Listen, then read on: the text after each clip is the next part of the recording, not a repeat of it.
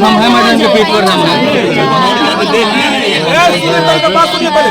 कौन थे आपके भाई? घटना घटी है, जितनी हृदय विदारक है उतनी ही चिंताजनक भी है।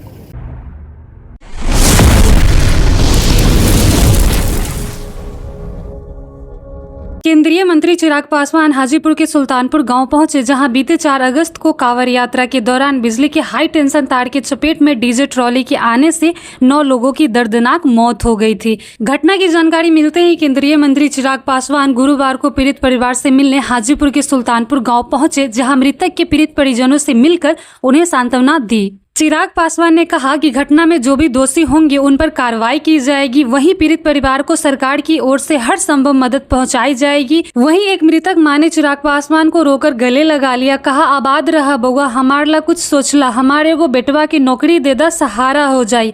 बता दें कि बीते 4 अगस्त की रात बिजली के हाई टेंशन तार के चपेट में डीजे ट्रॉली के आ जाने से 9 लोगों की दर्दनाक मौत हो गई थी। चिराग पासवान ने कहा कि घटना बहुत दुखद है, इसमें चूक कहाँ हुई है, लापरवाही किसकी है, इसकी जांच चल रही है। जब मैं दिल्ली में था तभी इस घटना की जानकारी मिली थी। पीड़ित परिवार से फोन पर बातचीत हुई थी, कहा था कि पटना आने के बाद मिलने जरूर आएंगे। आज पीड़ित परिवार से मिलने पहुंचे हैं। विभाग की तरफ से घटना के ही दिन 4-4 लाख रुपए दिया गया। अंत्येष्टि के लिए 3,000 रुपए दिए गए। 20,000 रुपए पारिवारिक लाभ के माध्यम से दी गई। वहीं श्रम विभाग के माध्यम से जिन सदस्यों की आयु 18 साल से ऊपर है उन्हें 2-2 लाख रुपए की मदद दी गई। प्रधानमंत्री जी के संज्ञान में भी यह विषय हमारे द्वारा दिया गया। प्रधानमंत्री कार्यालय से भी पीड़ित परिवार के खाते में 2-2 लाख रुपया उपलब्ध कराई गई है। इस घटना में यदि कोई लापरवाही हुई है और इसके पीछे किसी की भूल या चूक है, इस बात की जाँच कराई जा रही है। पीड़ित परिवार को हर संभव मदद की जाएगी। ये जो घटना घटी है जितनी हृदय विदारक है उतनी ही चिंताजनक भी है। जिस तरीके से कई परिवारों ने अपने परिवारजनों को इस हादसे में खोया है, इसमें चूक कहाँ हुई है, लापरवाही किसकी है? यह हादसा तो है, ये दुर्घटना तो है, पर क्या इस दुर्घटना में कहीं पे किसी की चूक हुई है?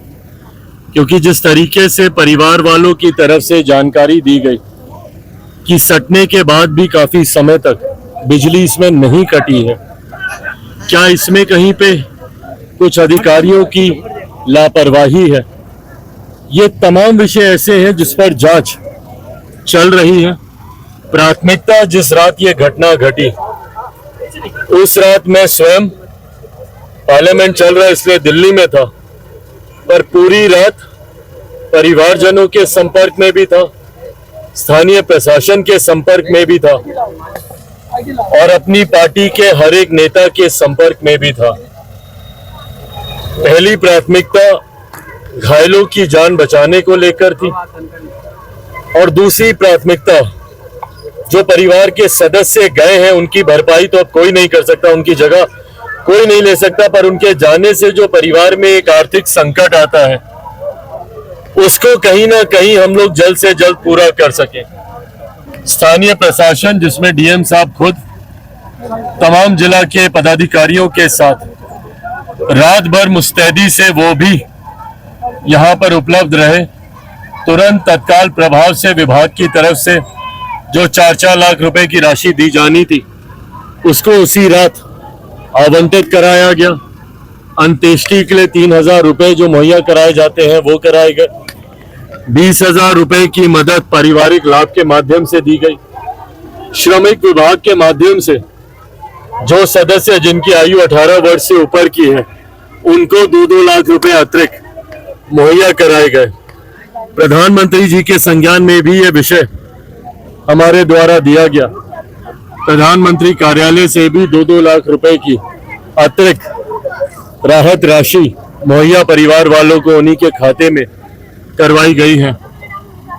ऐसे में आर्थिक कठिनाई से तो जरूर हम लोग हर संभव प्रयास कर रहे हैं कि परिवार को जूझना ना पड़े, पर अब इसके बाद जो हम लोग की तीसरी और सबसे बड़ी प्राथमिकता है कि अगर इसमें कहीं कोई लापरवाही हुई है तो उन दोषियों को भी चिन्हित किया जाए ताकि भविष्य में लापरवाही की वजह से कम कोई दुर्घटना ना घटे। हादसा हुआ है, पर अगर इस हादसे के पीछे किसी की भूल है या चूक है, ये भी हम लोग के लिए एक चिंता का विषय है, जिसके ऊपर अभी जांच करवाई जा रही है। अंत में जितने मृतक हैं, जहां उनको मैं अपनी तरफ से श्रद्धांजलि अर्पित करता हूं, तो वहीं परिवारजनों को इस दुख की घड़ी में ईश्वर हिम्मत दे। साथ ही में मैं, मेरी पार्टी, हमारी बिहार की सरकार और केंद्र की सरकार भी आने वाले दिनों में पीड़ित परिवार की हर संभव प्रयास करने का हम लोग कोशिश करेंगे। परिवारजनों में ऐसे लोग जिनको और किसी तरीके से हम लोग राहत पहुंचा सकते हैं, इसकी भी चिंता आने वाले दिनों में की जाएगी। सड़क भी एक बड़ा कारण है।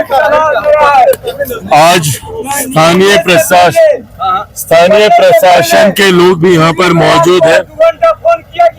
स्थानीय प्रशासन के लोग भी यहाँ पर मौजूद हैं। उनको भी जिस तरीके से यहाँ पर सड़क के महिलाओं के द्वारा शौचालयों की भी चिंता यहाँ पर की गई, इन तमाम विषयों को भी तत्काल प्रभाव से इस पर कार्य किया जाएगा।